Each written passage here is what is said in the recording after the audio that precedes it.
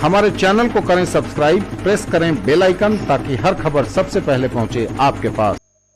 यूं तो बदलते मौसम और कड़ाके की सर्दी में सबको ठंड से सतर्क और सावधान रहना चाहिए, लेकिन विशेष तौर से ठंड में डायबिटीज और ब्लड प्रेशर के मरीजों को रखना है अपना खास ख्याल, क्योंकि इस मौसम में बदल जाती है उनकी दिनचर्या।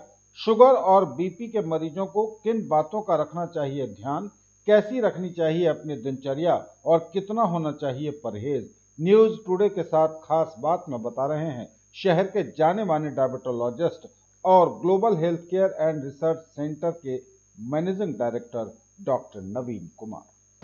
ठंड जो है अभी बहुत पड़ रही है और ठंड के मौसम में डायबिटीज़ और हाइपरटेंशन दोनों के मरीजों को दिक्कतें होती हैं।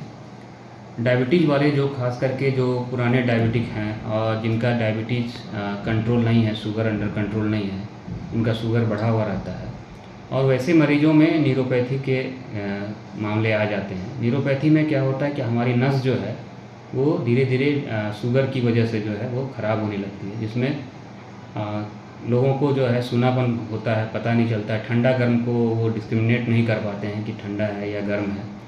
वैसे केस में जो पैरों में इंजरी हो सकती है और डायबिटिक फुट अल्सर हो सकता है। एक्चुअली होता क्या है कि लोग ठंड के मौसम में हीटर या आग को तापते हैं और उन्हें पता नहीं चलता है कि उनको कब पैर हटाना है या कब पैर रखना है, क्योंकि उनका सेंसेशन जो होता है हॉट और कोल्ड की वजह से जो है वो इम्पेयर्ड होता है, जिसकी वजह से उन्हें पता नहीं चलता है कि उनका पैर कब जल गया। तो डायबिटिक फुट अल्सर के बहुत सारे मामले ठंड के समय में आते हैं।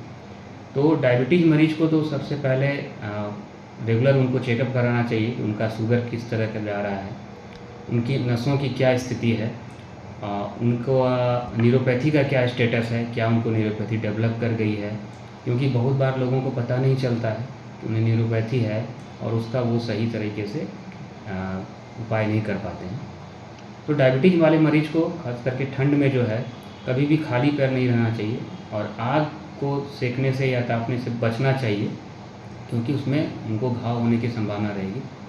प्रॉपर सॉक्स का, मोजे का इस्तेमाल करें, प्रॉपर शूज़ का इस्तेमाल करें और खाली पैर ना चलें, जिससे कि उनको डायबिटिक फुट अल्सर होने की संभावना ना रहे या कम रहे। अब जहाँ तक बीपी के मरीजों का सवाल है, तो बीपी अक्सर ठंडे में बढ़ जाती है, क्योंकि हमारी जो आर्टरीज़ होती है वो ठंड से जो है उसमें कॉन्स्ट्रिक्शन हो जाता है और हाइपरटेंशन का जिनको पहले से है या जो नहीं भी है तो उनकी बीपी बढ़ जाती है।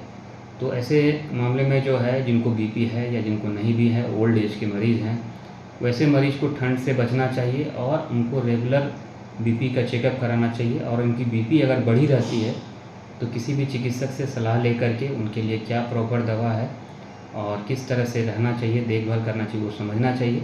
लेकिन अगर जिनको बीपी है तो उनको रेगुलर चेकअप कराना चाहिए। नमक का सेवन कितना आप कर रहे हैं उनको ज़रा सा आकलन करना चाहिए, कम से कम नमक का आकलन चाहिए, ऊपर से कोई नमक ना ले तो ज़्यादा बेहतर रहेगा उनके लिए।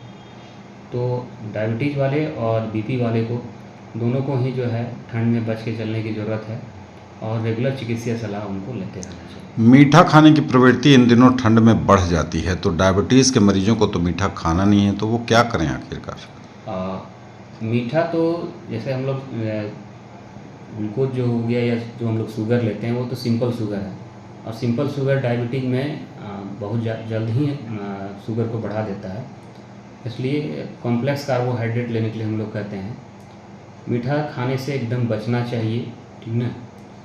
फिर भी अगर किसी को कभी अगर कुछ ले लेते हैं कभी अगर वीक में, तो कोई बात नहीं है, उसको कार्बोहाइड्रेट एक्सचेंज लिस्ट से जो है देख करके कि उनका जो है कितना कार्बोहाइड्रेट एक्सचेंज कर सकते हैं लिस्ट से।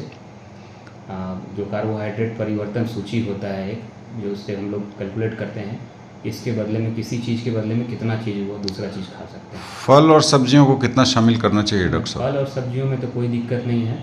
फल और सब्जियों में हम लोगों को फाइबर बहुत ज़्यादा मिलता है, इसलिए फल और सब्जी का सेवन ज़्यादा से ज़्यादा करना चाहिए डायबिटीज़ वाले को। अन्न का सेवन कम करना चाहिए और अन्न में भी मोटा अनाज खाने के बारे में सोचना चाहिए, जैसे मिलेट, बाजरा हो गया, ये सब रागी, ये सब का इस्तेमाल कर सकते हैं, जिसमें फाइबर्स भी बहुत ज़्यादा होते हैं और हमारे ब्लड ग्लूकोज को भी बहुत जल्दी नहीं बढ़ने देता है एज़ कम्पेयर टू मतलब हम जो गेहूं का आटा खाते हैं और बाजरे का। तो बाजरे का हम लोग रिकमेंड करते हैं या मल्टीग्रेन या बाजरे का लें, रागी का लें, मरवा का ले सकते हैं। तो ये सब हम लोग रिकमेंड करते हैं, वो ज़्यादा बेहतर है गेहूं की बनस्पत। आखिरी सवाल, लोगों के लिए एक बड़ा सवाल है, मॉर्निंग वॉक ऐसे मौसम में क्या करना चाहिए? मॉर्निंग वॉक करने में कोई दिक्कत नहीं है, बट पहले आप देख लें कि आपका ग्लूकोज कितना कंट्रोल्ड है, आपका बीपी कितना कंट्रोल्ड है। अगर दोनों ही कंट्रोल है तो प्रॉपर ड्रेसिंग के साथ, सही कपड़े पहन करके, जूते के साथ, मोजे के साथ आप टहल सकते हैं, कोई दिक्कत नहीं।